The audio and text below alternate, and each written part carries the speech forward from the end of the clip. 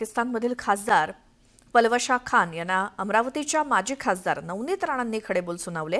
बाबरी मशीद बांधण्याचं स्वप्न देखील पाहू नका अशा शब्दात राणांनी हल्लाबोल केला। बाबरीची पहिली वीट पाकिस्तानी सैनिक लावतील अशी दरपोक्ती पलवशा खान यांनी केली होती। जब बाबरी मस्जिद की पहली ईंट उसकी बुनियाद में पिंडी से एक आम सिपाही लगाएगा। हकीकत में बाबरी की दोबारा ईंट पाकिस्तान से आएगी, ये सपने से ज्यादा कभी कुछ हो नहीं सकता। पाकिस्तान पीपल्स पार्टीच्या खासदार पलवशा मोहम्मद जई खान यांनी दरपोक्ती केल्यानंतर नवनीत राणांनी त्यांचे दातच घशात घातले। पहलगामच्या दहशतवादी हल्ल्यानंतर भारताच्या आक्रमक पवित्र्यामुळे पाकिस्तानातल्या नेत्यांना पळताभुई थोडी झाली आहे। हमारा पानी बहेगा या उनका खून बहेगा। भारत हल्ला करण्याची भीती असल्यामुळे पाकिस्तानचे नेते असंबद्ध बनू लागले।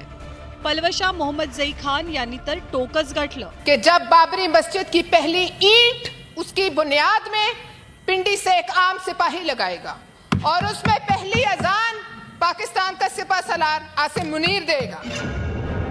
बेताल वक्तव्य करणाऱ्या पलवशा खान यांचं डोकं नवनीत राणांनी ठिकाण्यावरती आणलंय।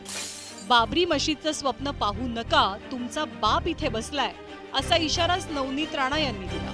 आजान देणं आणि बाबरीची परत एकदा ईट ठेवणं भारतात हा स्वप्नामध्ये तुमचे आलं नाही पाहिजे, कारण तुमचा बाप हिंदुस्थानमध्ये बसलेला आहे आणि बाबरीची ईट ठेवणं फक्त डोळ्याने एकदा पाहून जो कोणती ठिकाणी तुला डोळ्यात तुझं पडलं तर डोळे काढून बाजूनी आपण ठेवू, एवढंच तुम्हाला सांगू शकते।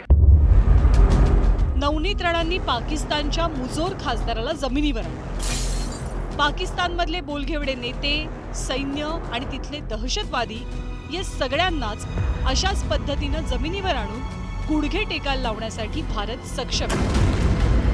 Bureau report, news 18 Lokmat.